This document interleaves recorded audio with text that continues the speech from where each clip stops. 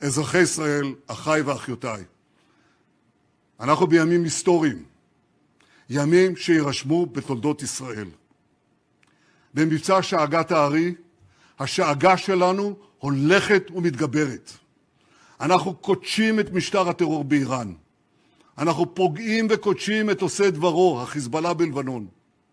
בשילוב זרועות חסר תקדים בין ישראל וארצות הברית, השגנו הישגים עצומים, הישגים שמשנים את מאזן הכוחות במזרח התיכון וגם מעבר לו. ההישגים הללו מבססים את מעמדה של ישראל כמעצמה חזקה מאי פעם. והשינוי הדרמטי הזה בכוח שלנו מול הכוח של אויבינו הוא המפתח להבטחת קיומנו. איומים עולים ואיומים יורדים. אבל כשאנחנו הופכים למעצמה אזורית ובתחומים מסוימים למעצמה עולמית, יש בכוחנו להרחיק מעלינו סכנות ולהבטיח את עתידנו. ב-1993 פרסמתי מאמר באחד העיתונים וכתבתי בו: הסכנה הגדולה ביותר לקיומה של ישראל אינה נמצאת במדינות ערב, היא נמצאת באיראן. מאז, במשך למעלה מ-30 שנה, משטר האייתולות הרצחני אכן פעל לפגוע בארצות הברית ובמערב. אבל בראש ובראשונה הוא פעל לקדם את התוכנית שלו להשמדת ישראל. הוא עשה זאת בשלושה מישורים. הראשון, הוא בנה ציר רשע עם צבאות טרור של חיזבאללה, חמאס, החות'ים, משטר אסד וגם אחרים. המישור השני, הוא פעל להקים מערך של עשרות אלפי טילים בליסטיים קטלניים. והמישור השלישי, הוא פעל לפתח פצצות אטום במטרה מוצהרת למחוק אותנו מעל פני האדמה. טוב, הוא לא יעשה זאת. כראש ממשלת ישראל הובלתי פעולות גלויות ופעולות חשאיות רבות שעיכבו את איראן, גרעו מהיכולות שלה.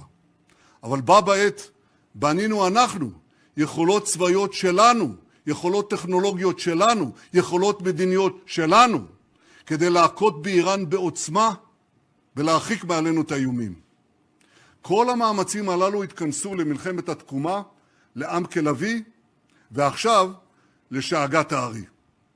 במלחמת התקומה פגענו קשות בציר הרשע. הוא עדיין שם, אבל עם יכולות פחותות בהרבה. אנחנו מחויבים להשלים את המלאכה, להביא ביטחון לכל אזרחי ישראל, ובפרט לתושבי הצפון, כפי שאנחנו עושים, ועוד נמשיך לעשות, למען תושבי הדרום.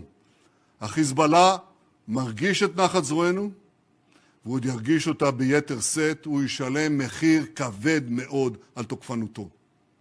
במבצע עם כלבי אנחנו פרצנו גם לראשונה את הדרך לפגיעה מקיפה, גם במאגר הטילים העצום של איראן, וגם במפעלי הייצור של טילים נוספים.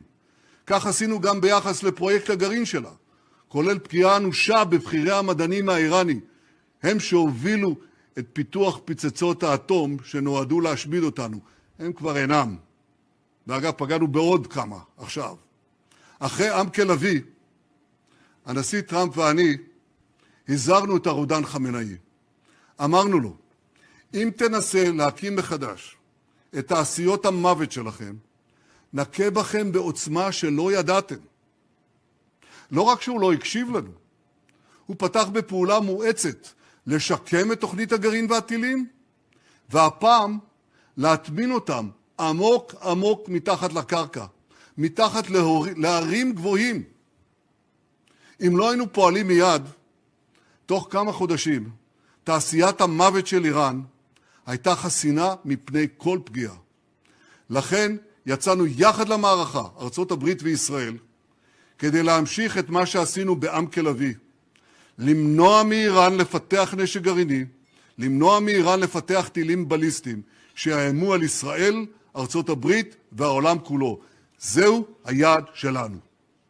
תוך זמן קצר חיסלנו את הצורר חמינאי, וגם בכירים רבים במשטר הטרור, חיסלנו את הרודן הישן, והרודן החדש, מוצ'טבה, הבובה של משמרות המהפכה, הוא אינו יכול להראות את פניו בציבור. אנחנו קודשים את תשתיות הגרעין, את מערך הטילים והמשגרים, את מפקדות הדיכוי, את מוקדי הכוח של המשטר, ועוד הרבה מאוד מטרות. ובמקביל, אנחנו פועלים לקדם יעד נוסף, ליצור את התנאים עבור העם האיראני, כדי שיוכל לסלק את משטר העריצות האכזרי שרודה בו כמעט יובל שנים. אנחנו מנחיתים מכות מחץ על משמרות המהפכה והבסיס, גם ברחובות וגם במחסומים, ועוד היד נטויה. אני אומר לעם האיראני, הרגע שבו תוכלו לצאת לדרך חדשה של חירות, הרגע הזה הולך ומתקרב. אנחנו עומדים לצדכם, אנחנו עוזרים לכם, אבל בסופו של יום זה תלוי בכם. זה בידיים שלכם. כבר עכשיו אפשר לומר בוודאות, זו כבר לא אותה איראן, זה כבר לא אותו מזרח תיכון, וזו גם לא אותה ישראל. אנחנו לא מחכים, אנחנו יוזמים, אנחנו תוקפים, ואנחנו עושים זאת בעוצמה שלא היה כמותה. יצרנו ברית שלא הייתה כדוגמתה עם ארצות הברית, ברית עם ידידנו הגדול, ידידי האישי, הנשיא טראמפ. אנחנו מדברים כמעט כל יום, מדברים חופשי על הבר, מתמקדים, מחליפים רעיונות ועצות ומחליטים יחד. הנשיא טראמפ אמר לי משהו שאני רוצה לשתף איתכם בו, לפני שעה קלה הוא אמר לי את זה. היחסים בינינו חזקים פי 100 מכל מערכות היחסים שהיו בין נשיא אמריקני לראש ממשלה בישראל. אנחנו לא חושבים רק על המדינות שלנו, רק על הדור הזה. אנחנו חושבים גם על הדורות הבאים, על עתיד האנושות. בימים אלה, אנשיי ואני רוקמים בריתות נוספות עם מדינות באזור, בריתות שעד לפני כמה שבועות היו נראות דמיוניות. ואנחנו עושים את כל זה. אנחנו עושים זאת בזכות העוצמה האדירה שבנינו, בזכות הגבורה הכבירה של מפקדינו ולוחמינו, ובזכות העמידה האיתנה שלכם, אזרחי ישראל. אני יודע שאתם מקפידים על הוראות פיקוד העורף. אתם נכנסים פעם אחר פעם למרחבים המוגנים. אני יודע שזה לא קל, אני יודע שזה גם קשה מאוד כרגע בצפון, אבל בכך שאתם מקפידים על הדברים הללו, אתם גם מצילים חיים וגם נותנים את הגיבוי ואורך הנשימה לי, לממשלת ישראל, לצה"ל ולכוחות הביטחון, כדי להשיג את יעדי המערכה. איך אמר לי בהשתאות הנשיא טראמפ? רק בישראל טיסות החילוץ הן הפוכות. בכל העולם רוצים לברוח ממוקדי הלחימה, ורק אצלכם בישראל כולם רוצים לחזור. מניין הרוח הזאת, הוא תמיד שואל אותי.